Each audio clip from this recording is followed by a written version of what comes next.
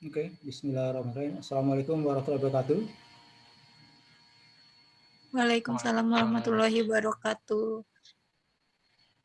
Baik, ini yang hadir sudah ada semua, yang peserta mata kuliah ini.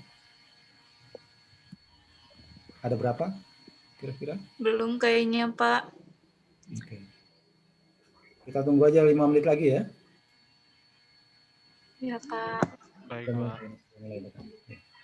Ya, 5 menit lagi deh. Supaya tidak berulang-ulang nanti penjelasannya.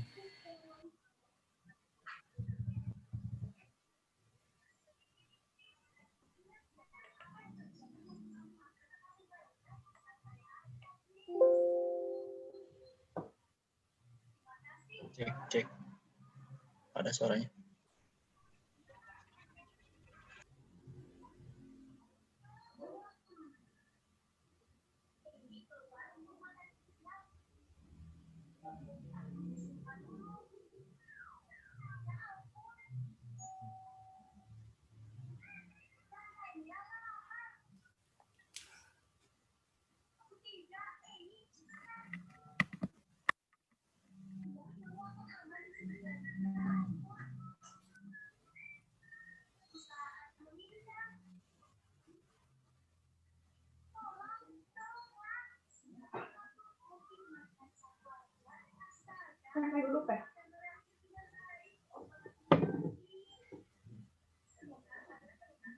Ya. Bismillahirrahmanirrahim. Assalamualaikum warahmatullahi wabarakatuh. Waalaikumsalam warahmatullahi wabarakatuh. Oke, baik. Bagaimana kabarnya? Sehat semua? Sehat, Pak. Alhamdulillah, Pak, sehat. Alhamdulillah. Alhamdulillah, sehat, Pak. Ya, baik. Alhamdulillah sehat, Pak. Oke, materi kuliahnya kelihatan ya? Belum, Pak. Bisa dilihat materi kuliahnya? Belum ada share, Pak. Belum muncul. Belum kelihatan. Oh, ini harus. Oh.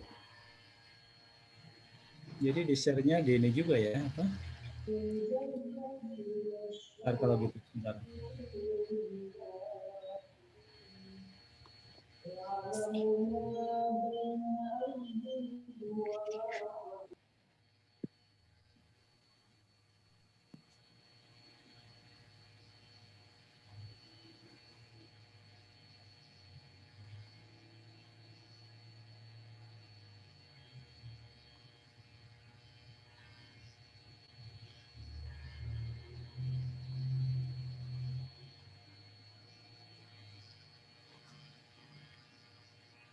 Bisa kelihatan?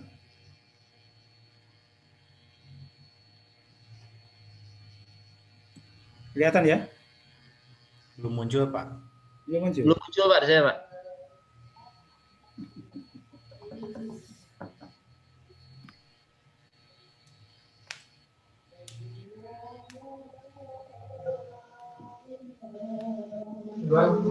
Oke.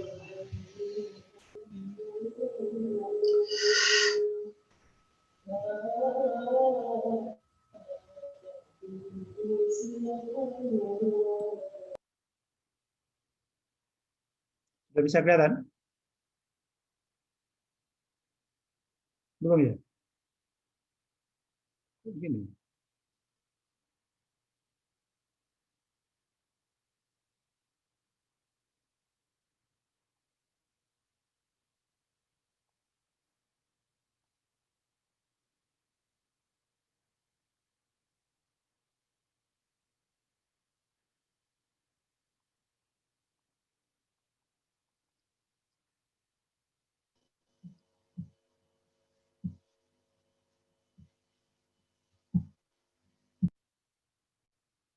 Sudah kelihatan belum?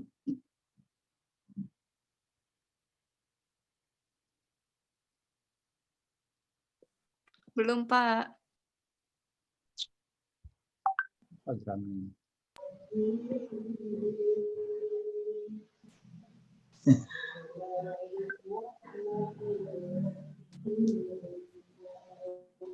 Yang ada wajah Harisma di sini.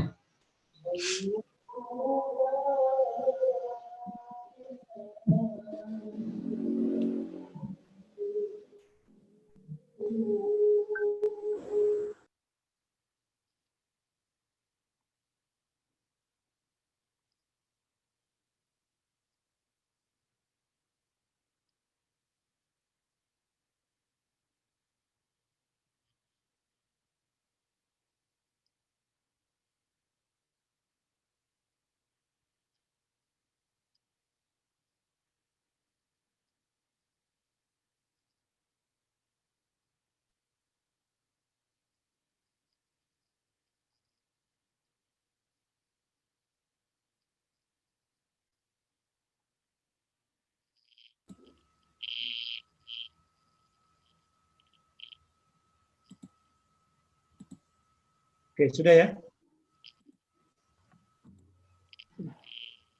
Belum ada, Pak. Belum ada? Gimana? Belum kebuka, Pak. Kok yang lain bisa muncul? I see.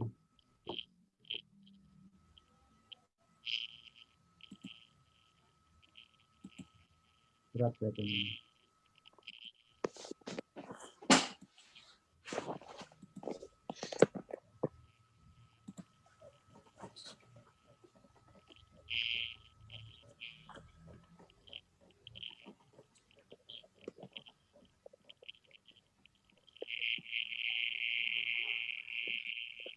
Nah, ada, Pak. Nggak ada? Ada Pak, ada. Ada. Ada. Baik. Kita mulai saja bahwa perkuliahan pertama ini sebenarnya materinya sudah pernah saya sampaikan di mata kuliah sistem logistik gitu ya. Jadi sebenarnya materi pertama ini untuk mengingatkan kembali bahwa supply chain management itu tidak bisa pisah, tidak bisa tidak juga membicarakan sistem logistik gitu. Atau ketika Anda berbicara tentang sistem logistik, maka juga pada dasarnya Anda memahami bahwa logistik itu adalah bagian daripada supply chain. Ya, jadi malam ini saya hanya mencoba untuk membuka di mata kuliah TI 626 ini, ya, manajemen rantai pasok dan sistem distribusi nasional, adalah materi yang memberikan gambaran pada Anda apa sih sebenarnya rantai pasok itu, ya, dan bagaimana peranan rantai pasok di dalam membantu perusahaan untuk melakukan persaingan. Oke, baik, saya langsung saja. Nah, jadi ini peran logistik dan supply chain manajemen dalam industri dan era perdagangan bebas. Jadi intinya adalah bahwa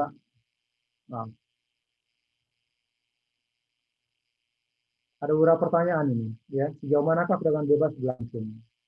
Ini mau tidak mau saya sampaikan lagi pertanyaan ini karena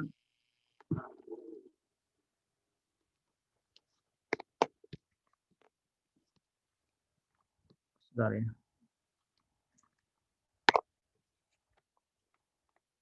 Oke. Karena beberapa perdagangan dunia ini itu sudah ada yang berlangsung dan di Indonesia ini dari ASEAN akan berlangsung tahun depan, yaitu MEA, ya, Masyarakat Ekonomi ASEAN. Jadi sejauh manakah perdagangan bebas berlangsung ini sangat tergantung dari kesiapan suatu negara di dalam melakukan perdagangan antar negara. Sejauh manakah artinya bahwa sebuah negara melakukan perdagangan bebas bisa melakukannya jika saja negara tersebut menguasai supply chain. Karena di sana ada unsur bagaimana kita mengirim barang dari Indonesia ke ASEAN misalkan. Kalau kita ingin mengirim barang dari Indonesia ke ASEAN, negara-negara ASEAN, 10 negara ASEAN gitu, ya, ada yang apalagi namanya satu pulau dengan Indonesia, katakanlah Malaysia, ya, dengan Sumatera. Tapi ada juga yang dipisahkan oleh lautan. Nah, tentu kesiapan suatu negara bisa melakukan perdagangan bebas, artinya mengekspor barangnya ke luar negeri, itu sangat tergantung dari kemampuan atau kompetensi supply chain dari negara itu. Nah, kalau kita bicara tentang supply chain, berarti di dalamnya kita juga harus bisa memahami ada unsur transportasi di sana. Ada unsur bagaimana kita menjamin bahwa ketersediaan barang di negara lain barang kita, barang produk Indonesia di negara lain itu bisa dengan mudah diperoleh oleh konsumen negara setempat. Di sana ada tempat penyimpanan persediaan kita. Jadi mulai transportasi, moda transportasi itu melibatkan multi moda transportasi, mulai dari daratnya, itu bisa kereta api, truk, lautnya, kargo udaranya. Nah itu multimoda transportasi terlibat manakala kita melakukan ekspor barang dari Indonesia ke luar negeri. Lalu kemudian juga melibatkan pergudangan. Kita ingin menyimpan di mana barang kita di Indonesia, dari barang-barang kita di luar negeri itu. Ya. Juga ketika kita sudah mendapatkan gudang di sana, setinggi apa persediaan itu diperlukan agar dia mampu mengcover seluruh permintaan. Nah ini jadi ketika Anda berbicara supply chain, tidak bisa tidak juga berbicara logistik. Ini apalagi namanya dua tools yang tidak bisa dipisahkan. Jadi sejauh manakah perdagangan bebas itu berlangsung? Ya, sekarang tidak ada lagi perbedaan ya, tidak ada lagi batasan negara gitu, border, unborder sekarang. Sangat tergantung sekarang kekuatan daripada supply chain suatu negara. Bagaimana pebisnis dunia mengantisipasi globalisasi? Ya, dengan adanya globalisasi itu artinya apa? Mereka berpikir bahwa produknya bisa dijual sudut manapun di dunia ini, di negara manapun di dunia ini. Nah itu semua bisa dilakukan kalau supply chain-nya kuat. Namun bagaimana perkembangan supply chain dan logistik saat sekarang ini?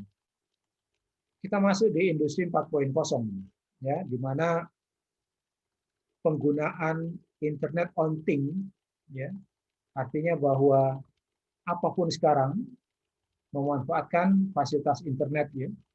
Kalau dulu Anda punya produk, boleh jadi diiklankan di koran, ya. Paling banter radio, kemudian berkembang ke televisi. Ya. Itu jangkauannya terbatas. Televisi saja mungkin nasional. Kita nggak bisa sampai ke luar negeri. Nah sekarang ya dengan industri 4.0 di mana IoT itu menjadi bagian yang tidak terpisahkan di dalam memajukan suatu perusahaan, maka dengan mudah promosi itu dilakukan melalui media-media elektronik, ya, media-media sosial. Nah, jadi pebisnis dunia mengantisipasi globalisasi itu dengan memanfaatkan berbagai macam teknologi. Perkembangan SDM dan logistik itu sendiri seperti apa sekarang? Ya, ini sangat pesat sekali. Kalau Anda membaca buku Evolusi Industri 4.0, ya, maka di sana peranan supply chain dan logistik menjadi sentral. Karena apa? Even bahwa sekarang Anda mudah melakukan pemesanan barang. Tidak turun dari tempat tidur, Anda punya laptop, punya internet, barang di seluruh dunia manapun Anda bisa pesan. Seketika itu. Keadaan ini tidak bisa Anda lakukan 10 tahun terakhir. Ya. Kalau Anda membeli barang harus ke tokonya. Sekarang barang di Amerika yang baru muncul, di Indonesia pun bisa ketahuan. Kalau dulu berjarak 1 minggu. Nah, jadi Anda mendapatkan kemudahan melakukan order barang, tetapi bagaimanapun ketika barang itu akan Anda dapatkan, maka dia dikirim melalui jaringan supply chain. Dari Amerika, kalau dia punya distribution sentralnya di Thailand misalkan, gitu ya, maka kita pesan ke Amerika, tapi dikirimnya dari Thailand karena di situ adalah pusat distribusi barang-barang Amerika. Gitu. Nah di sana mulai dari Thailand itu sangat tergantung apakah kita menggunakan darat, laut, udara barang itu. Ya tergantung dari pesanan Anda. Itu sudah melibatkan moda transportasi di sana itu. Bagaimanapun ketika barang Anda sampai di rumah, maka itu sebenarnya Anda yang harus Anda bayangkan adalah kinerja supply chain maupun logistik yang bekerja di sana. Sistem supply chain dan sistem logistik yang bekerja di sana. Dia nggak mungkin barang Anda pesan melalui internet itu lalu muncul juga melalui internet. Mungkin saja nanti ketika revolusi industri 5.0 gitu ya, ketika Anda pesan barang di luar negeri dengan bentuknya tertentu gitu ya, maka boleh jadi barangnya tidak perlu dikirim dari Amerika gitu. Tapi mungkin di Jakarta sudah ada apalagi namanya katakanlah toko kecil mereka gitu ya, yang dilengkapi dengan 3D. Lalu kemudian barang yang Anda pesan itu dicetak di sana gitu. Jadi nanti dikirim dari Jakarta ke rumah Anda gitu. Melalui 3D. Jadi ada printer 3D ya gitu. Ke depan seperti itu sudah. Jadi artinya apa? Boleh jadi peranan transportasi sudah berkurang nantinya. Tidak perlu lagi dikirim dari Amerika, dari Thailand, tetapi di Indonesia sendiri mungkin mereka sudah punya katakanlah semacam showroom gitu, tapi dilengkapi dengan teknologi 3D. Demikian rupa yang kalau Anda pesan nanti mungkin di barangnya dicetak di Jakarta gitu. Ya. Nah, itu. Bagaimana penyedia jasa SDM dan logistik mengantisipasi kebutuhan pelanggannya. Jadi, mau tidak mau, perusahaan sekarang itu bersaing dengan ketat. Ya. Bersaing dengan ketat. Artinya apa? Bahwa Anda perhatikan sekarang, produk ponsel itu berbeda merek, tetapi sudah tidak ada lagi perbedaan, baik dari sisi fungsi, feature, ataupun yang lainnya. Ya. Jadi antara satu HP yang berbeda merek dengan HP lain itu relatif sama sekarang, relatif sama.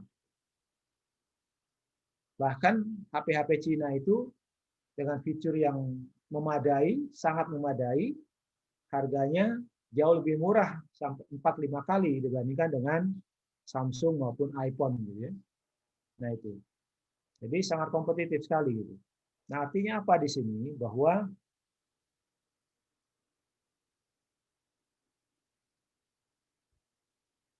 ketika Anda melakukan pemesanan barang, maka pabrik ini tidak perlu lagi dia punya transportasi sendiri, gudang sendiri gitu ya.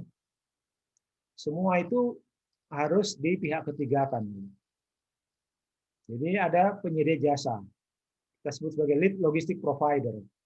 Seperti apa itu? Misalkan seperti TNT, ya. Seperti apa lagi? DHL, walaupun ini DHL skala kecil gitu ya. Nah itu. Jadi TNT itu adalah semacam logistik provider, penyedia jasa logistik, di mana dia berperan sebagai orkestra. Mengapa dia berperan sebagai dirijen gitu ya? Karena apa? Dia hanya sebagai yang mempunyai knowledge-nya saja. Tetapi fisiknya dia kerjasama lagi dengan penyedia transportasi.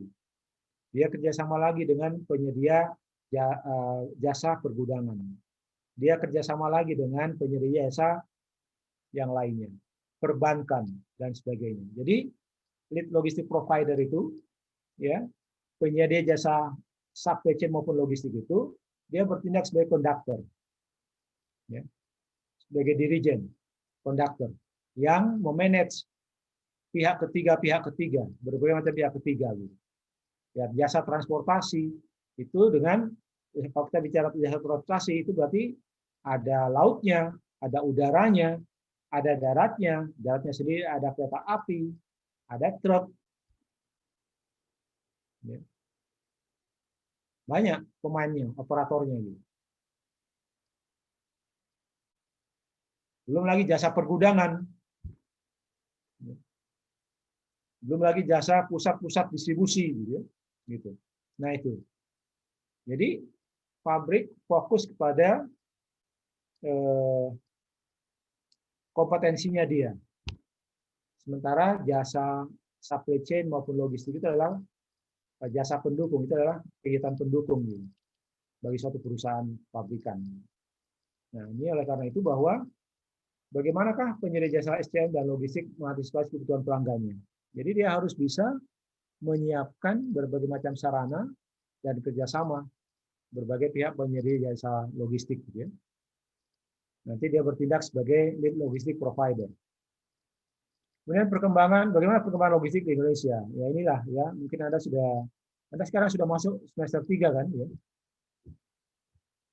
Jadi saya yakin materi-materi perkuliahan sudah banyak memperkaya Anda ya. Dan salah satunya adalah manajemen logistik. Nah, Anda ketahui bahwa logistik di Indonesia belum begitu berkembang dengan baik. Ya. Masih perlu pembenahan. Kalau Anda lihat indeks logistik indeks kinerja logistik kita Indonesia itu berada di antara 73 dari 150 negara. Gitu.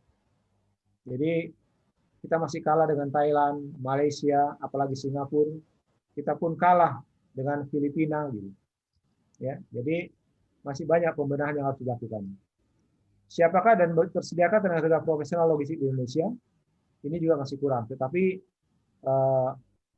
penyediaan tenaga profesional logistik di Indonesia berkembang dengan pesat. Gitu ya. Karena hampir semua sekarang pendidikan tinggi itu apalagi namanya mempunyai program studi teknik industri, mana di dalamnya adalah ada mata kuliah sistem logistik maupun supply chain. Pemerintah sendiri sekarang sudah membuat nomenklatur logistik. Jadi kalau Anda membuka sekolah setingkat perguruan tinggi, maka sekarang sudah bisa langsung membuat prodi logistik, gitu ya. Jadi ini akan memberi dukungan terhadap ketersediaan tenaga kerja profesional logistik di Indonesia. Nah, ini macam-macam perdagangan bebas ya. European Union, European Free Trade Association, ya, dan seterusnya ini, AFTA-NAFTA. Gitu. Jadi dengan perdagangan bebas itu tidak ada lagi tembok penghalang. Gitu. Kalau Anda berdiskusi atau belajar tentang logistik atau supply chain, yang harus ada dalam benak atau kepala Anda itu adalah arus barang. Ya. Kita tidak bisa mengatakan logistik atau supply chain kalau tidak ada barangnya, tidak ada komoditasnya. Apa yang mau diangkut? Apa yang mau disimpan? Apa yang mau dikirim ke konsumen?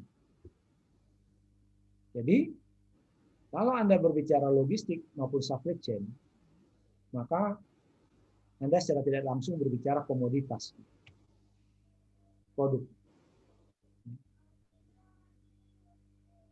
Nah, coba Anda bayangkan sekarang, bagaimana produk Amerika itu dalam waktu sehari saja sudah ada di Indonesia. Gitu. Begitu juga berbagai produk negara lain, apalagi negara Cina, gitu ya. Dalam waktu singkat ada di Indonesia. Nah, itu yang harus Anda pikirkan bagaimana kemudian kombinasi antara pergudangan, transportasi, produk, ya sedemikian rupa itu akan menihilkan, akan menzerokan time dan ruang. Jadi zero time, zero stock, bahkan ya. Nah, itu karena peranan logistik.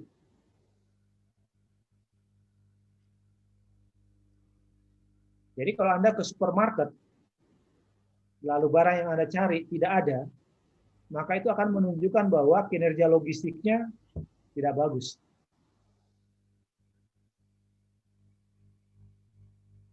Kalau Anda belajar logistik, maka ketika Anda ke toko, ke supermarket mencari barang,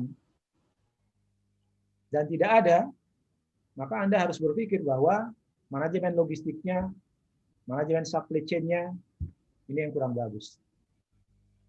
Karena supply chain dan logistik yang baik, dia menjamin ketersediaan barang. Fill rate-nya itu, ya, kemampuan supply-nya, itu menjadi dasar untuk kinerja sebuah supply chain maupun logistik. Artinya apa? Bagaimana dia berkoordinasi ke hulu, vendor ke vendor, vendor ke pabrikan, pabrikan ke distributor utama, menengah, sampai pada agen-agen dan retail. Gitu. Nah, kalau sampai tidak ada barang yang Anda cari di toko, berarti mereka tidak bisa memanage dengan baik, mulai dari retailnya sampai ke hulunya.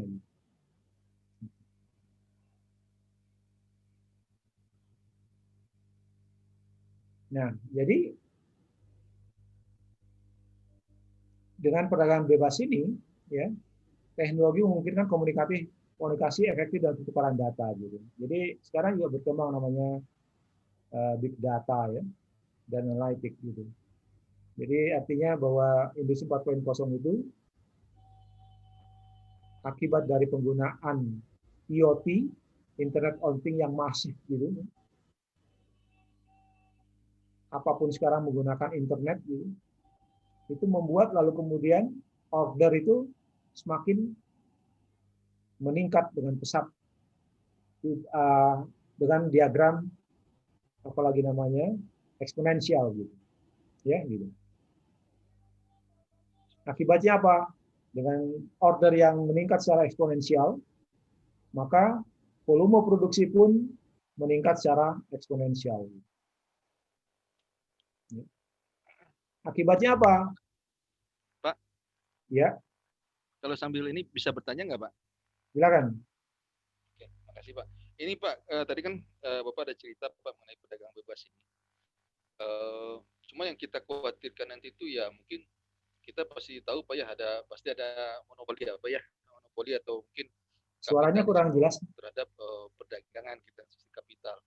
Jadi bagaimana nanti, Pak, kalau misalnya kita misalkan semua pakai database, Internet of Things semua sudah Pak, suaranya kurang jelas. secara online gitu, Pak, ya, secara tidak konvensional lagi. Pengawasan terhadap satu, apakah benar itu akan menguntungkan di satu perusahaan atau malah membuat.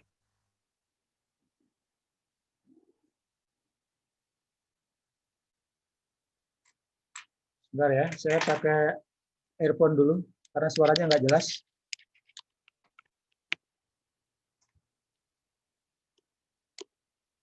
Bisa diulangi? Silakan, halo. Kayaknya jelek sinyal deh Pak, keluar Pak Rezanya. Mau keluar ya? Oke, baik.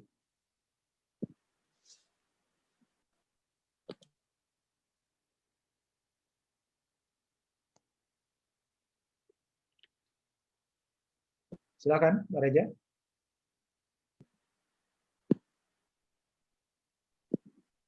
Oke, nanti dia masuk lagi. Saya lanjutkan aja dulu. Jadi, seperti yang saya katakan tadi bahwa antara satu produk dan produk yang lain, walaupun berbeda merek, itu sudah tidak lagi ada perbedaan. Ya. Sekarang, kalau sudah tidak ada perbedaan, menurut Anda, apa yang menjadi ukuran keberhasilan suatu produk?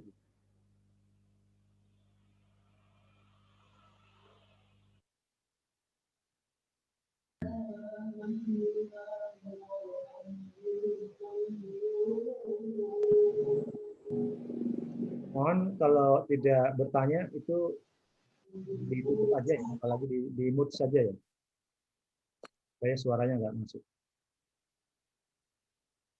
Baik ya, saya kira nanti apa yang membuat kalau produk sekarang tidak ada lagi perbedaan satu dengan yang lainnya gitu. Lalu yang menjadi ukuran keberhasilan suatu produk apa kalau gitu?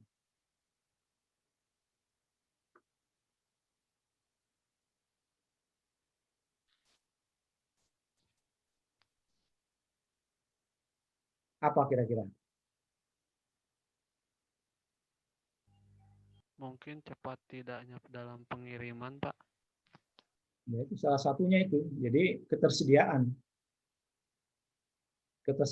produk di tempat-tempat penjualan. Ketersediaan produk itu mengenerate transportasi, ya, pergudangan, persediaan dan sebagainya.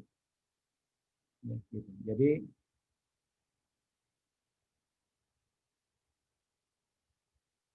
produk-produk sekarang itu hampir tidak ada beda satu dengan yang lainnya. Hanya saja sekarang tergantung produk itu sudah ada pada level mature atau belum gitu. Kalau sudah dalam posisi mature, ya artinya dewasa, di sanalah kemudian produk kita itu walaupun sudah tidak ada perbedaan lagi satu dengan yang lainnya, satu merek dengan merek yang lain, tetapi jaminannya adalah loyalitas konsumen gitu. Ketika produk kita itu sudah mature, ya sudah dewasa. Jadi sangat tergantung pada konsumennya pada akhirnya. Dia akan memilih mana. Nah, itu karena mengganti satu produk itu perlu kehati-hatian bagi seorang konsumen. Jadi kalau dia sudah terbiasa dengan iPhone, maka iPhone terus dia. Terbiasa dengan Samsung, Samsung terus, dan seterusnya lah. Gitu.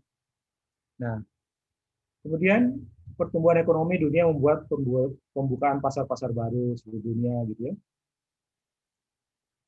Tentu kalau ekonomi berkembang, maka logistik pun berkembang. Artinya arus barang pun berkembang karena daya beli masyarakat juga akan berkuat, gitu ya, gitu. Tapi sekarang coba Anda bayangkan dengan adanya pandemik, ya, COVID-19 ini, apa yang terjadi? Maka supply chain itu terganggu, gitu ya. Karena apa? Dengan COVID-19 ini membuat aktivitas ekonomi itu menurun. Ya. Karena apa? Masyarakat tidak bisa bekerja. Ketika masyarakat tidak bisa bekerja, maka masyarakat tidak bisa mendapatkan penghasilan. Ketika mereka tidak mendapatkan penghasilan, mereka tidak bisa membeli produk. Gitu ya, gitu. Akibatnya apa? Produk tidak laku terjual. Tidak mungkin lalu kemudian pabrik memproduksi terus karena tidak ada yang membeli. Berakibat kepada jasa transportasi, jasa pergudangan, ya, dan lain sebagainya tidak jalan juga. Sekarang bagaimana kemudian pandemik ini mampu ya, dengan sangat dahsyat sekali mengganggu perekonomian suatu negara. Ya.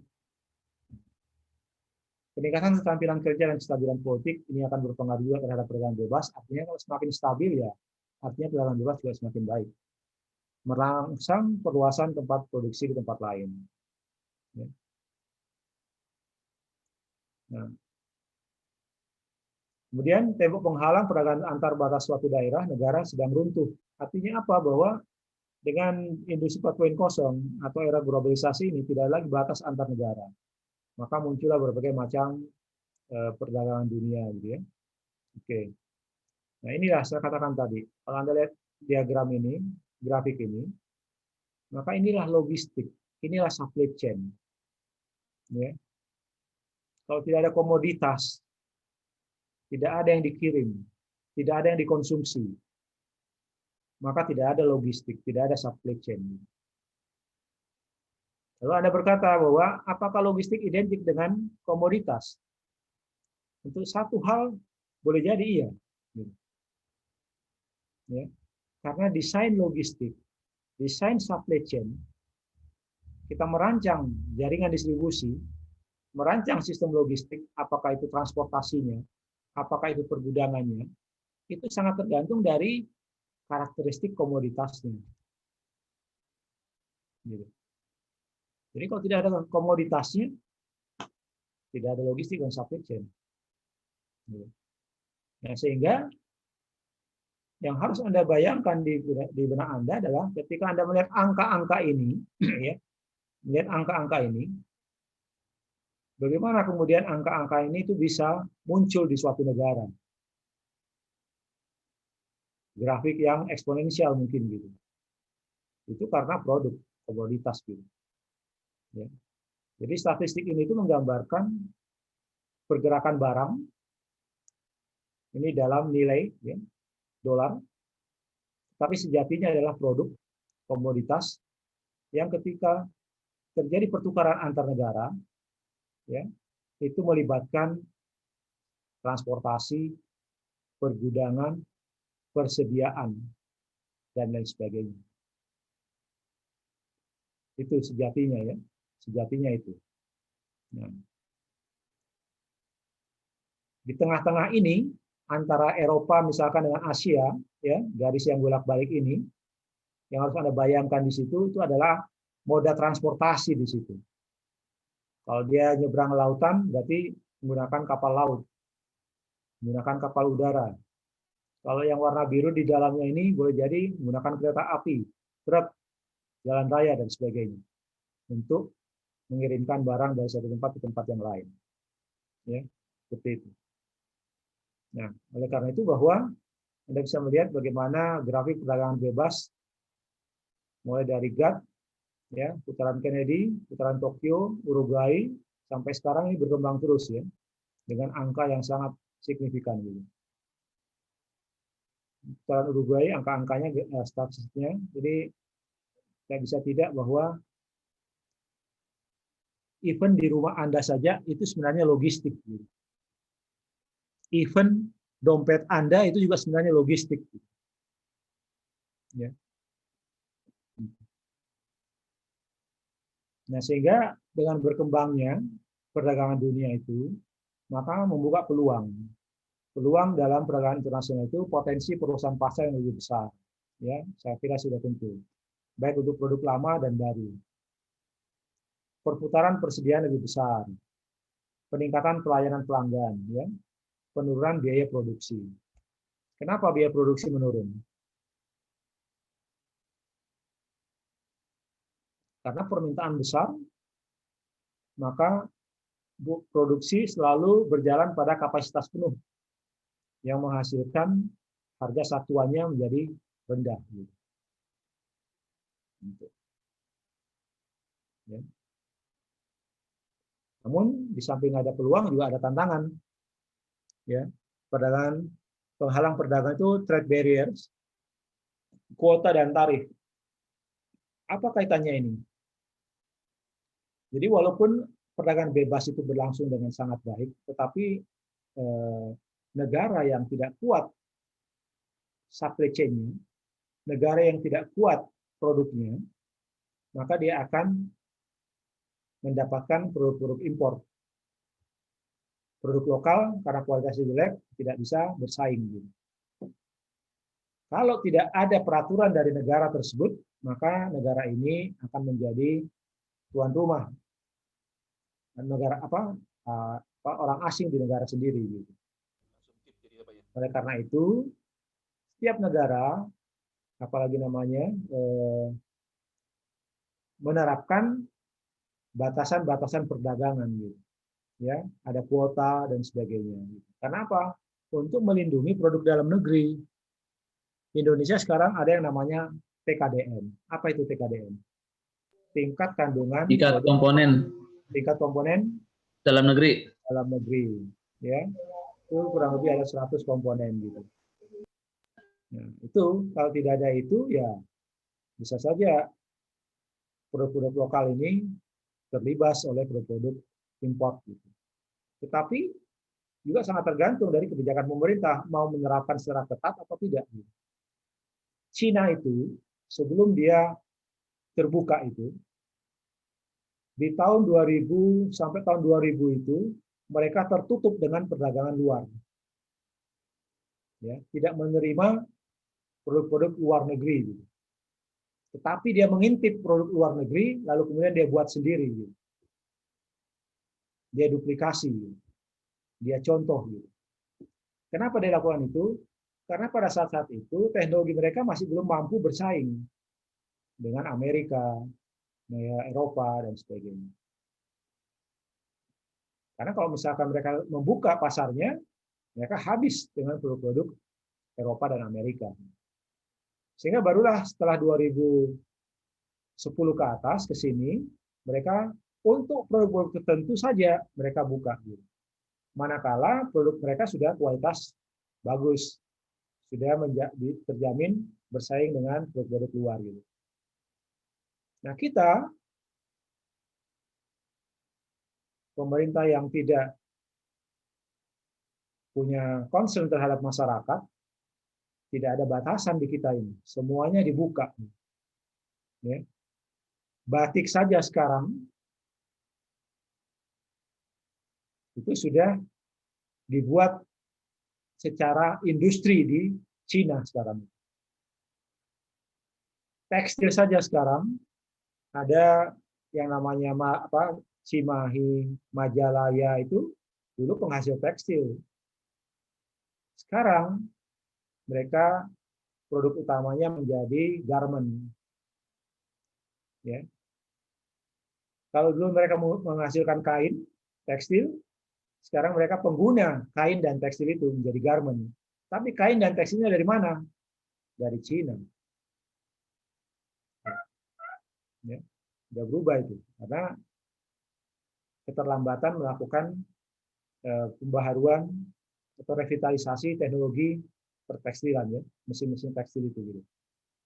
Kemudian juga tidak adanya perhatian masyarakat, pemerintah untuk melindungi produk-produk yang dulunya itu sangat kuat sekali.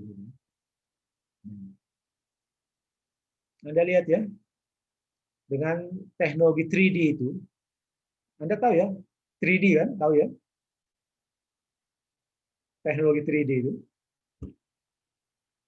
Anda tahu juga sekarang, Anda tahu ya, apa produk-produk Jepara? Ada yang paham produk Jepara? Tahu, Pak. Tahu ya, gitu. Ukiran-ukiran Ya, tahu, Jepara Pak. itu. Ya. Jadi Ya, Pak. kalau mereka membuat pintu misalkan dengan ukiran Jepara itu membutuhkan waktu 1 sampai 10 hari dengan ukuran pintu ya, normal gitu.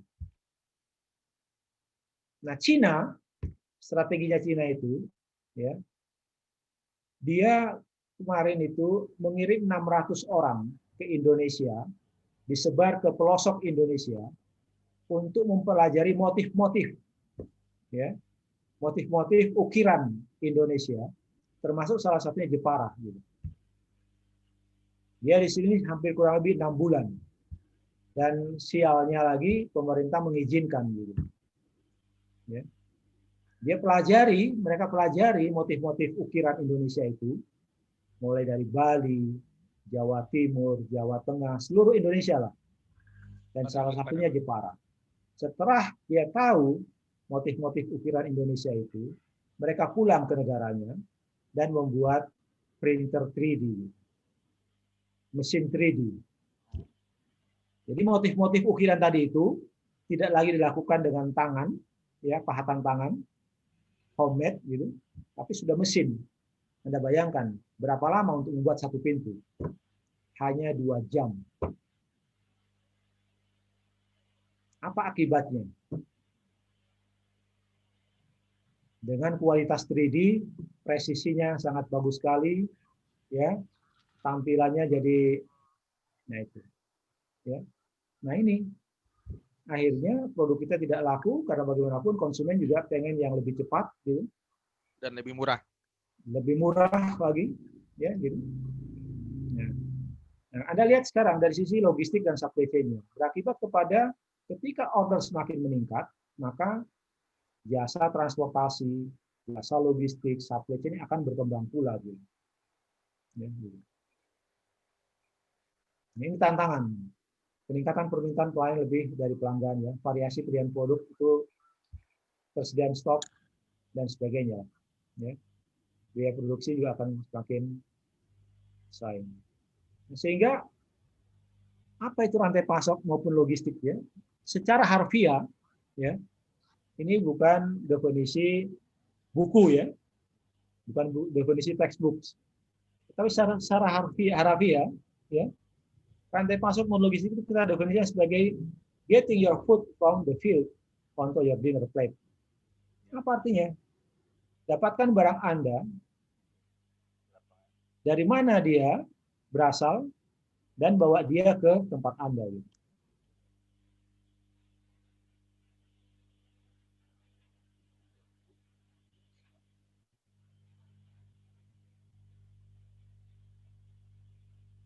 Ya, gitu. Dengan tujuan apa? Menyediakan tingkat layanan yang dikehendaki dengan biaya yang sesuai. Artinya apa? Bahwa bagaimanapun ketika Anda berinvestasi di dalam penyediaan jasa logistik itu sangat mahal sekali. Ya, sangat mahal sekali. Oleh karena itu bahwa dalam prakteknya, implementasinya, maka juga Anda harus melakukan segmentasi. Ya, sehingga muncullah jenis-jenis layanan. Mau yang 3 hari, 1 minggu, 1 bulan, nah itu sangat tergantung kemudian kemampuan konsumen. Ya. Prioritas utamanya adalah move the good and speed. Beda antara bulog dengan bisnis logistik. Gitu ya. Kalau bulog itu menyimpan dengan tujuan untuk mengamankan pasar. Jadi boleh jadi di sana disimpan selama-lamanya gitu. Yang berakibat Anda biasa dengar akhirnya produk itu rusak dan sebagainya karena manajemen mereka kurang bagus. Di dalam bisnis logistik yang kita pelajari ini, maka boleh jadi bahwa kalau kita berbicara persediaan itu akan mengarah kepada zero. Zero stock. Ketika manajemen transportasi, persediaan, dan pergudangan itu sudah dilakukan sedemikian rupa, maka berakibat kepada zero stock gitu. Ya. Nanti saya berikan apa lagi namanya kasus-kasus. Nah, sehingga ukuran kinerja daripada rantai pasok itu adalah getting the right goods to the right place at the right time, at the right cost, in the right condition, and memperhatikan persoalan-persoalan lingkungan. Ya. Jadi ini adalah ukuran kinerja daripada suatu logistik atau rantai pasok. Nah, karena itu bahwa kegiatan utama rantai pasok itu, untuk rantai pasoknya, fungsi utamanya adalah koordinasi dan komunikasi. Koordinasi dan kolaborasi, maaf. Karena apa? Fungsi utama rantai pasok itu dia mengkoordinir dari hulu ke hilir. Dia membangun jaringan. Ya. Dia membangun jaringan. Mulai dari supplier ke supplier, supplier ke pabrik, pabrik ke distributor utama ke menengah, agen sampai akhirnya ke retail. Ini adalah jaringan yang besar, jaringan yang kompleks ini. Nah, di sanalah peranan daripada supply chain untuk melakukan koordinasi dan kolaborasi. Ya. Anda jangan lihat sesederhana itu. Ya, tapi di sana sudah melibatkan berbagai aktor. Ya, ada penyedia jasa transportasi, penyedia jasa pergudangan, persediaan, dan sebagainya. Yang berbeda-beda itu antara satu stage dengan stage yang lain, sampai ke hilir artinya gitu ya. Gitu. Melibatkan kapasitas transportasi yang berbeda-beda sesuai dengan stage-nya gitu. Ya, sesuai dengan echelon-nya. Jadi kalau kita berbicara supply chain, maka dia berfungsi utama sebagai komunikasi, yaitu kolaborasi dan koordinasi. Kalau kita berbicara logistik, maka dia bertindak secara fisik, ya, melibatkan transportasi, persediaan dan pergudangan. Yang lainnya ini pendukung. Sistem komunikasi informasi sekarang ini menjadi utama. Disitulah koordinasi dan kolaborasi dari supply chain itu disupport dengan sistem komunikasi informasi ini. Melalui aplikasi SAP, ERP, nah itu adalah caranya dia melakukan koordinasi. Karena dengan aplikasi itu, ketika dia terikat kontrak, yang dikatakan supply chain itu, manakala seluruh yang terlibat di dalam jaringan supply itu terikat kontrak kerjasama satu dengan yang lainnya. Tidak lepas. Bukanlah dianggap sebagai satu jaringan supply chain, manakala pemainnya itu lepas semua. Jadi mereka terikat kerjasama. Karena ketika kerjasama itu bisa dilakukan, maka akan menurunkan ongkos setup. Ya. Ongkos setup. Tidak ada lagi biaya negosiasi, tidak ada lagi tinjauan pasar, tidak ada lagi kunjungan dan sebagainya. Ya. Nah itu. Nah, sehingga komunikasi yang mengikat mereka adalah dengan cara itu tadi, kerjasama, dan kerjasama itu diwujudkan melalui penggunaan aplikasi yang sama, yaitu SAP maupun ERP. Sehingga kalau saya dihilir, saya bisa tahu berapa sisa persediaan yang ada di pabrikan. Pabrikan juga seperti itu, sampai kepada hulu gitu. Ya. Jadi kalau misalkan retail-retail kita dipasok oleh agen, maka agen bisa tahu kapan stok di retail A ini mulai akan mencapai titik order point-nya gitu. Dan seterusnya seperti itu. Sehingga muncullah nanti teori-teori customer response management, ya, vendor manage inventory, ya, dan lain sebagainya. Nah, oleh karena itu bahwa ini adalah sejarah perkembangan daripada supply chain, ya, diawali dengan logistik dulu, yang lalu kemudian supply chain seperti ini, ya. Sekarang namanya supply chain, logistik supply chain management, ya. Anda bisa pelajari ini sendiri. Yang dulunya secara fungsional saja, tidak terintegrasi, lalu kemudian berkembang, antar fungsi terintegrasi, dan akhirnya sekarang secara eksternal pun terintegrasi. Jadi perusahaan itu, pabrikan itu, di dalam melakukan perencanaan tahunan, itu sudah melibatkan supplier di dalamnya, dan sudah melibatkan customer. Gitu. Ya. Sudah melibatkan customer maupun supplier.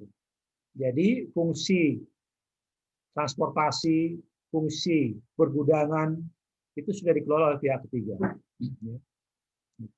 Kalau dulu supplier dan customer itu di luar, ya, itu eksternal. Jadi terintegrasi secara internal saja. Sekarang sudah external integration, sudah supply chain sekarang. Ya. Nah ini, kalau Anda lihat industri logistik seperti ini, ini ya, ini yang ini saja Anda lihat. Gitu.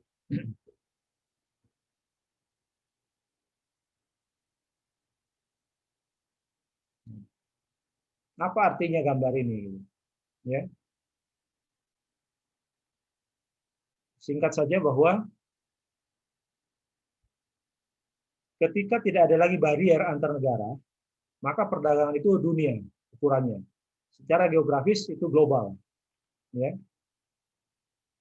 Secara portofolio itu one stop shopping. Apa itu one stop shopping?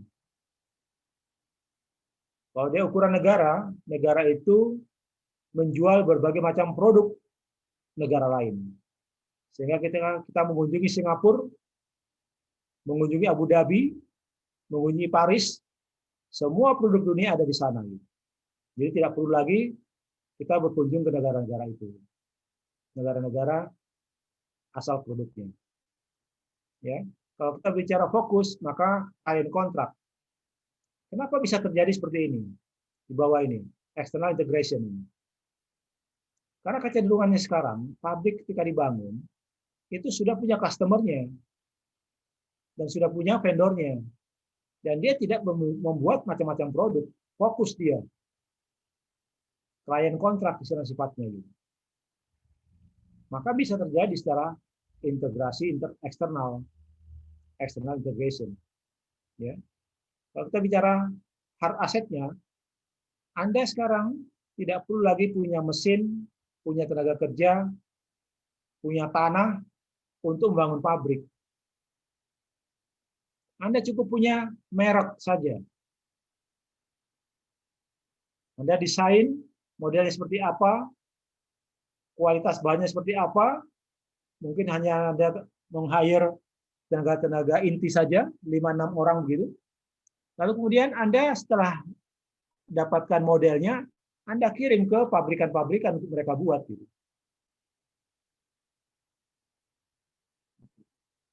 Ya. Sekarang kalau Samsung sekarang itu atau iPhone, ya, dulu dibuat di Amerika iPhone itu, pabriknya ada di sana. Samsung juga awal-awal berdiri ya pabriknya di di Korea Selatan.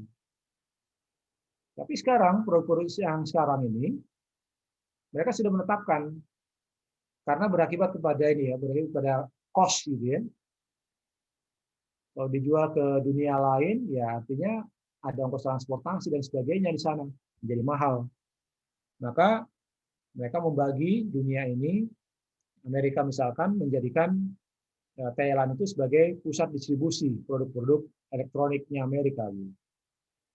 Supaya pasar Asia Tenggara ini itu lebih dekat, ya, sehingga produknya harganya bisa kompetitif gitu, nggak dikirim langsung dari Amerika. Boleh tanya, Pak? Ya, silakan. Ya. Kalau bicara supply chain atau bicara rantai pasok, Indonesia ini kan kelihatannya salah satu kendala yang paling urgent itu dari sisi kemaritiman ya, Pak. Karena kan pulau, kemudian juga sementara dari sisi yang lain Indonesia itu berkumpul di Jawa gitu kan. Si segmen pasar yang paling padat itu ada di Jawa. Nah,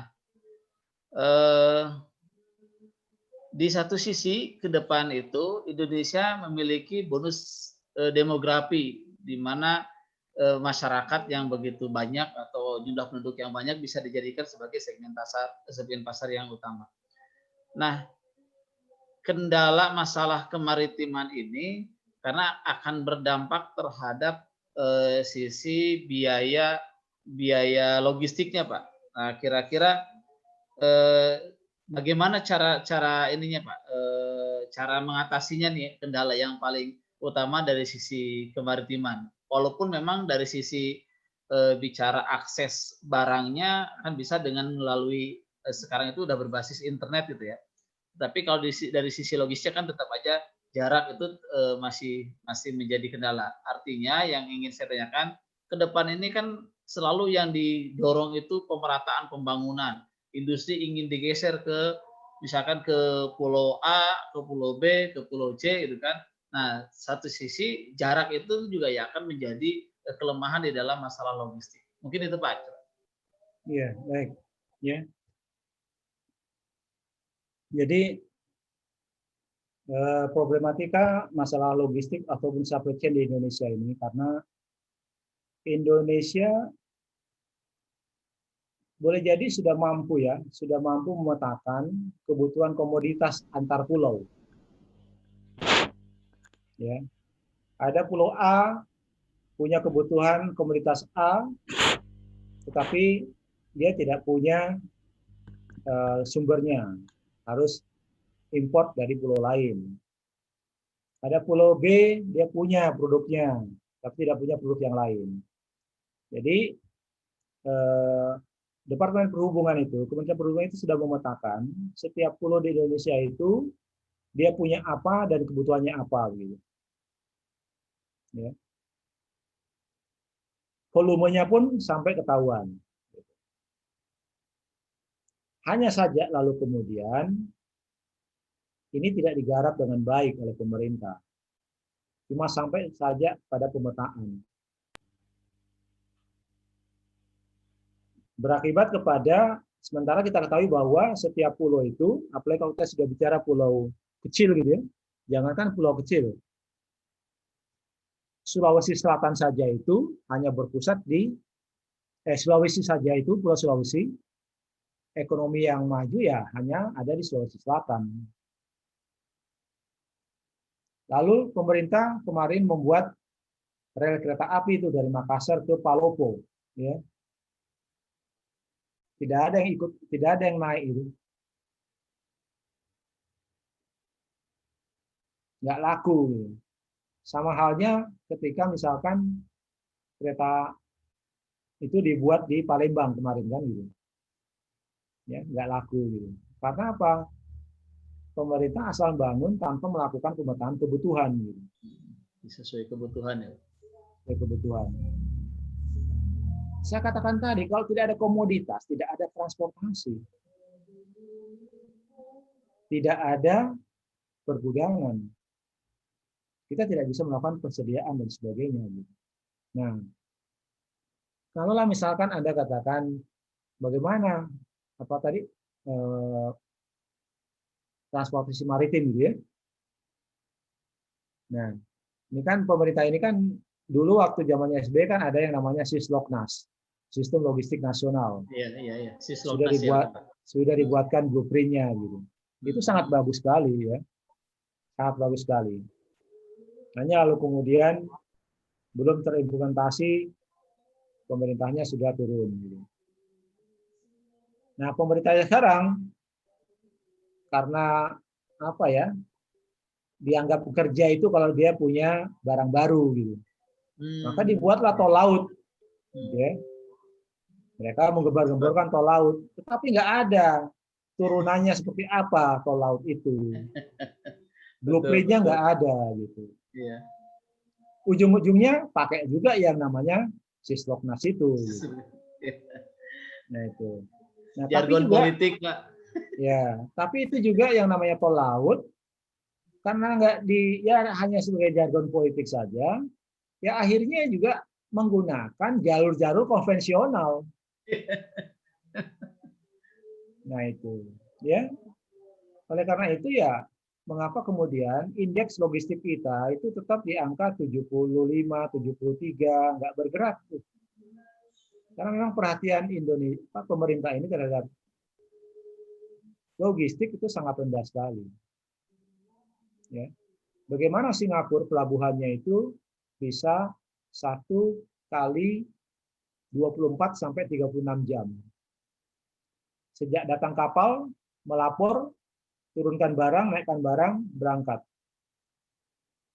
Indonesia, targetnya 3 hari.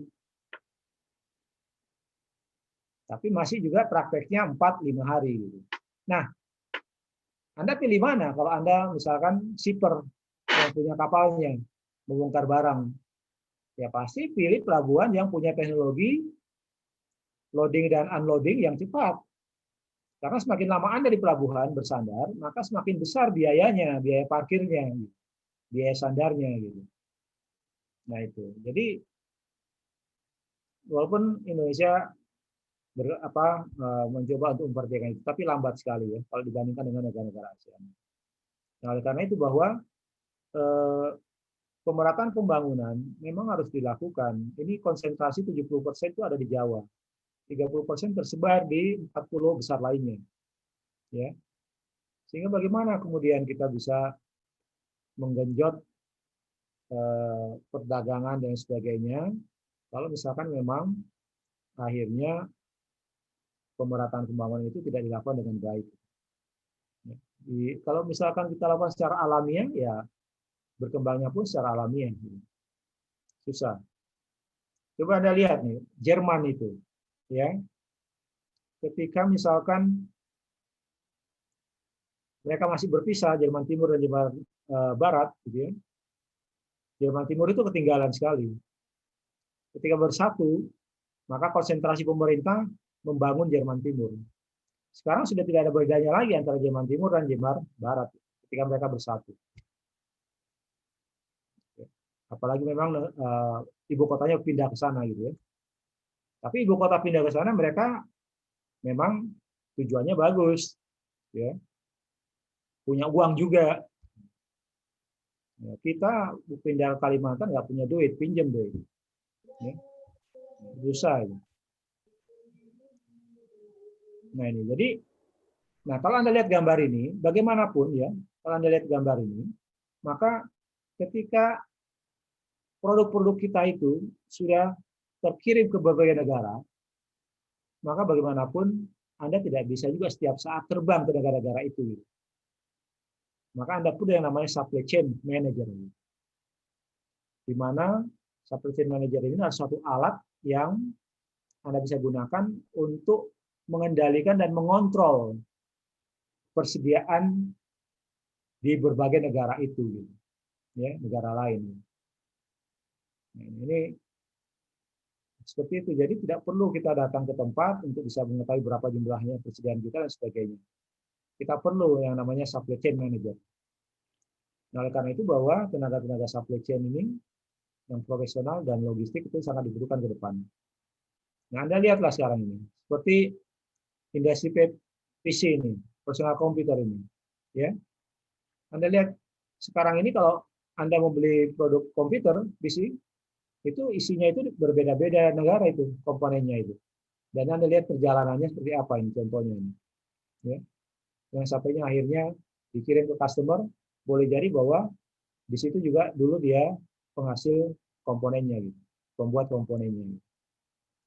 Oke, kalau Anda bicara supply chain dan logistik, maka Anda lihat yang garis kuning ini gitu. Karena disitulah dia adanya gitu. Tanpa ada supply chain dan logistik, maka komponen-komponen ini tidak bisa diassembling di satu negara. Begitu juga untuk mobil, ya, kendaraan. Ini kendaraan Prancis ini, Clio, ya.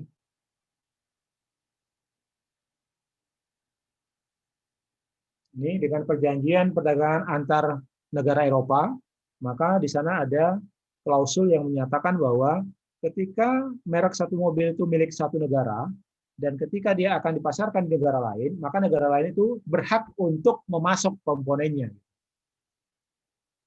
Nah, sehingga Anda lihat nih, ya, mobil Prancis ini itu dipasok oleh 11 negara.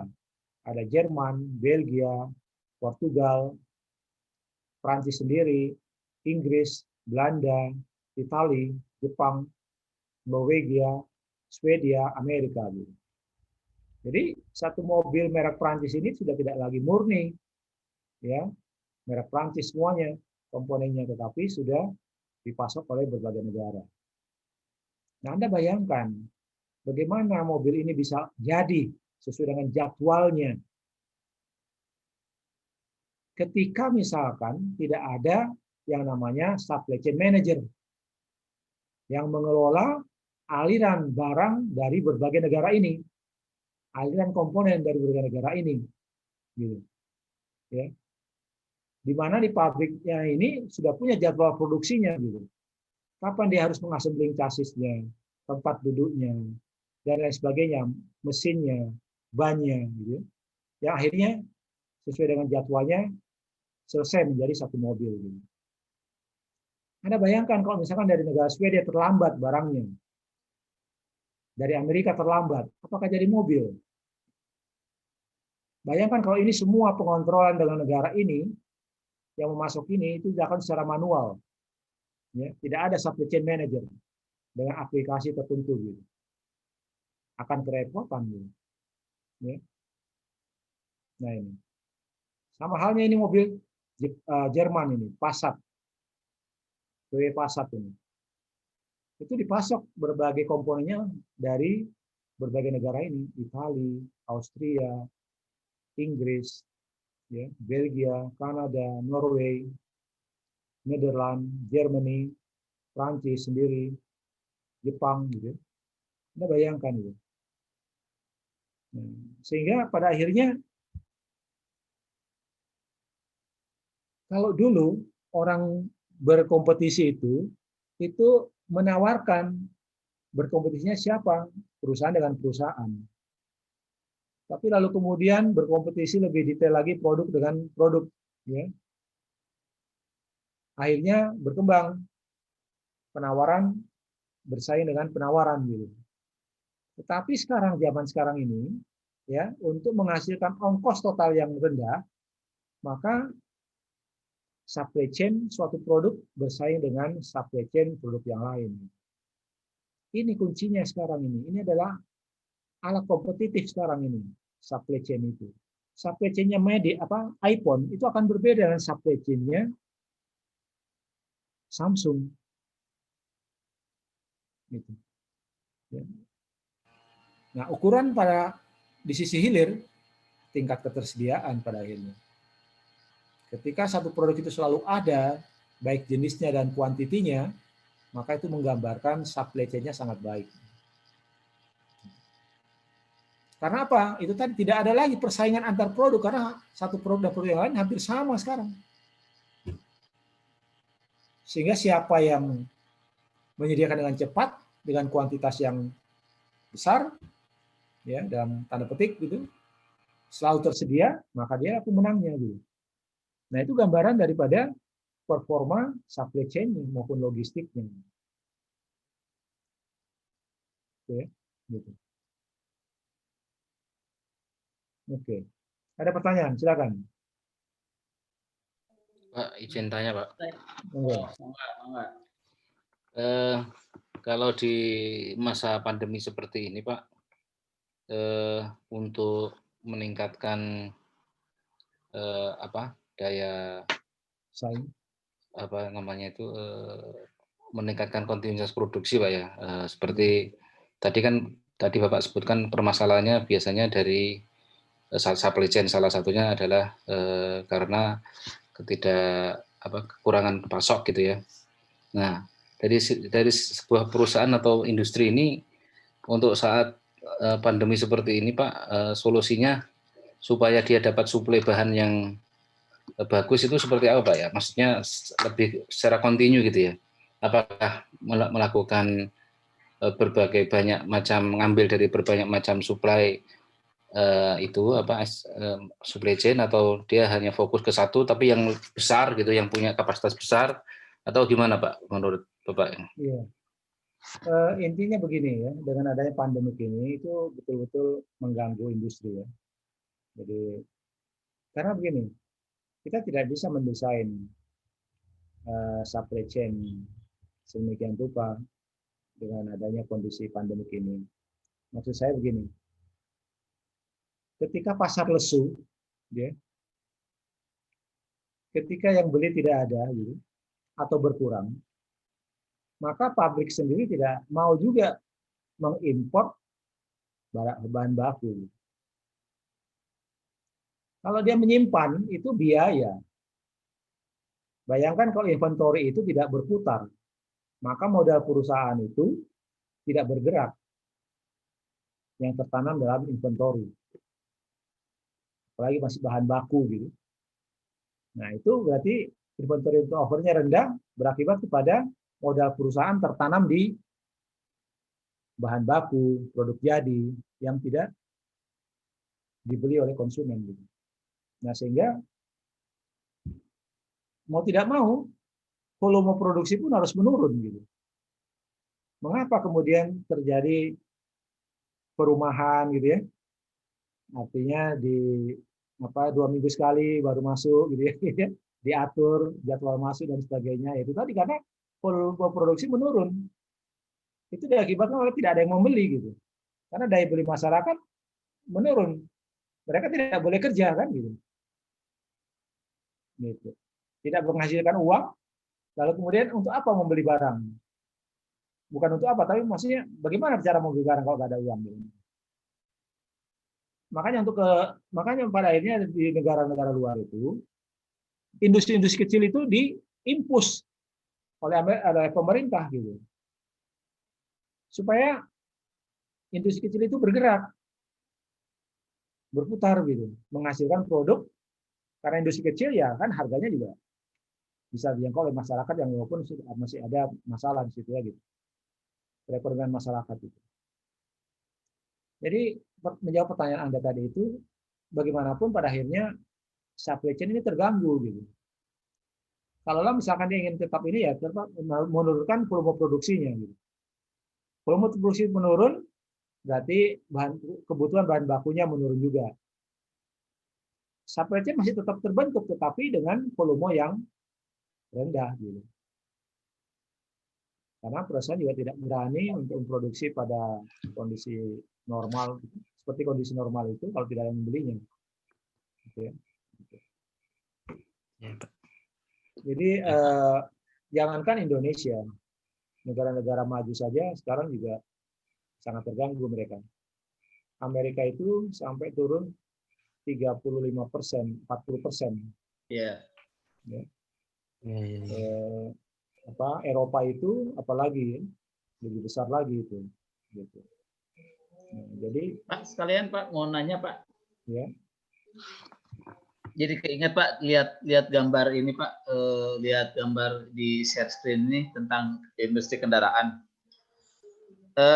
Saya berkunjung ke beberapa industri kendaraan yang ada di Jawa Barat dan mencoba berkomunikasi dengan mereka. Kemarin itu ke Suzuki, kemudian ke Toyota juga, dan beberapa industri otomotif yang lainnya.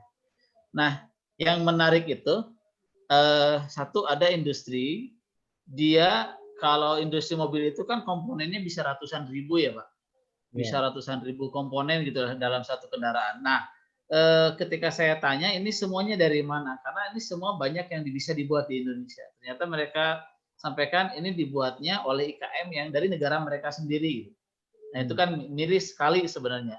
Kemudian ada juga yang memang 1-2 industri yang melibatkan IKM yang ada di kita. Nah, saya berpikir alangkah baiknya kalau memang bicara tentang rantai pasok di sisi inbound itu diatur di dalam regulasi kita. Cuman di sisi lain ada kekhawatiran bahwa bicara tentang rantai pasok di bagian inbound itu akan berdampak terhadap iklim investasi gitu. Jadi ada rasa ketidaknyamanan terhadap si investor bahwa kami dipaksa harus mengakomodir produk-produk IKM yang ada di Indonesia gitu kan, yang dijadikan sebagai sumber dayanya. Nah itu sebenarnya yang saya pikirkan begini Pak, Jawa Barat itu kan ke depan itu ada segitiga rebana yang bisa memanfaatkan potensi pelabuhan Patimban, kemudian infrastruktur tol yang ada, kemudian sekarang juga udah bertumbuh beberapa kawasan industri di sana. Nah, saya ingin menjadikan itu sebagai potensi untuk mengakomodir bisnis matching antara IKM dengan industri besar. Tetapi ada rasa kekhawatiran, khawatir kalau industri besarnya itu merasa kurang nyaman dengan kebijakan itu. Nah, kira-kira kalau menurut pandangan Bapak seperti apa gitu Pak? Ini sebenarnya semuanya berasal dari pemerintah. Kebijakan pemerintah. Kebijakan pemerintah yang lemah mengakibatkan kita akan dikuasai oleh perusahaan-perusahaan asing. Anda bayangkan sekarang seperti perusahaan-perusahaan Cina itu, ya, karena daya tawar Indonesia yang rendah, mereka berinvestasi di Indonesia mengucurkan 300 triliun itu pinjamannya, tetapi yang menggunakan ya mereka juga. Mereka membangun pabriknya dengan tenaga kerja mereka dan menggajinya juga oleh mereka juga gitu. Yeah. Anda dengar kemarin di mana yang dari Pulau Selatan, Sulawesi Selatan itu, ya, Sulawesi Tenggara ya? Iya, mereka Pak. Mengirim uang gaji pegawai itu hampir 1 triliun. Tidak masuk ke Bank Indonesia dulu. Karena apa? Mereka juga membangun banknya di sini gitu. Coba bayangkan. Coba bayangkan itu. Ya. Kita dibuat kontrak hutang 300 triliun. Uangnya nggak ke Indonesia dulu. Tapi tetap di mereka gitu. Mereka membangun pabriknya di Indonesia. Membawa barang-barang dari negara mereka. Bahkan mungkin pindah pabrik gitu. Mengasemblingnya menggunakan tenaga kerja mereka. Lalu kemudian mereka dibayar dengan yang uang 300 tadi itu. Uang mereka juga. Uang mereka juga. Lalu kemudian setelah mereka mendapatkan gaji, pegawainya mengirim uangnya melalui apa? Melalui bank. Cina juga. Coba Nah. bayangin. Tapi statusnya hutang kita ya, Pak? Utang kitanya. Nanti 30 tahun kemudian baru barang ini diberikan ke Indonesia. Iya, Baru kalau BOT. masih, nah itu, gitu. Anda bayangkan tuh, bodohnya pemerintah kita gitu. Iya, iya. Negara ini sudah dijual. Masya Allah. Seperti itu. Ini kenapa? Pak Dendi, Itu Pak. tadi, Pemerintahan, Pak. karena daya tawar kita itu Rendah. rendah. Lemah ya, Pak. Bukan Dan rendah, COVID. tetapi kebijakan ini yang kemudian di Iya. satu sisi Iya. industri kecil kita tidak dibina dengan baik. Betul, Pak. Betul, Dibiarkan betul. seperti itu. Jalan sendiri, Pak, mereka, Pak. Semoga Mereka jalan didengar, Pak, sendiri. sama aparat pemerintahan. Mudah-mudahan didengar, Pak. Sehingga pemerintah menjadikan itu sebagai alasan untuk tidak menerima mereka di dalam kegiatan-kegiatan masuk barang dan sebagainya gitu. Ya. Alasan itu lalu kemudian mereka bilang, ya kita panggil saja orang asing ke dalam gitu. Ya. Kalau tidak ramai kemarin, dokter-dokter dari luar pun akan dipanggil ke sini karena dokter kita berteriak di sini gitu. Ya. Banyak melakukan klaim gitu ya. Nah itu. Jadi sangat tergantung dari kebijakan pemerintah. Kenapa Vietnam bisa survive? Karena kebijakan pemerintahnya tegas. Gitu. Kalau misalkan pada akhirnya kita berpihak kepada industri kecil, tentu industri kecil itu harus dibina sehingga mereka bisa memasuk komponen-komponen kendaraan kita sendiri gitu paling tidak. Gitu. Ya. Nah ini sudah salah sih sebenarnya karena kita tidak punya mobil bermerek nasional sekarang. SMK. Ada, Pak. SMK, Pak. Katanya SMK, tapi utuh diambil dari Cina sana. Kemarin ngikut demo, Pak. Ini, Pak. Kuli-kuli dari SMK ikut demo kemarin, Pak. SMK kalau ada saya beli, Pak Rejano. Ada kemarin ikut perwakilan buruh dari SMK kemarin ada, Pak. Kalau mobilnya ada saya beli. Yang ada Amdes, Pak. Alat Amdes, mekanik. ya? Nah itulah. Jadi andai kan dulu mobil Baleo ya apa namanya yang dibuat oleh Habibie. Oh ya, Bimantara. Nah itu ya, itu berkembang sampai sekarang ya. Saya kira bisa ini. Kenapa Malaysia ya Proton ya itu bisa kuat gitu, bisa bersaing dengan ada SUV yang baru Malaysia itu ya Proton itu bisa mematikan Honda CR-V itu ya gitu. Nah, itu karena pemerintahnya berpihak pada industri kecil mereka gitu, industri mereka sendiri gitu. Nah ini ya jadi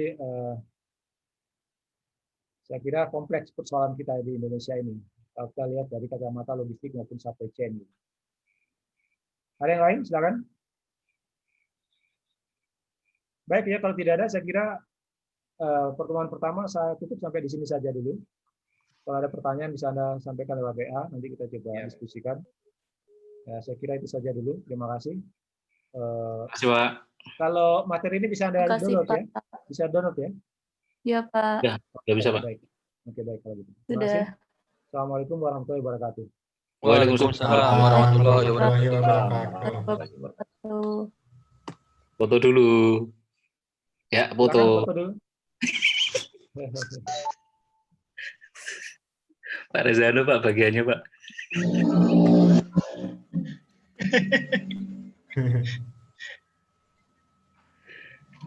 Pak Rejano, ini Nizam mana Nizam? Cuma namanya aja. Apa Mas Adi minum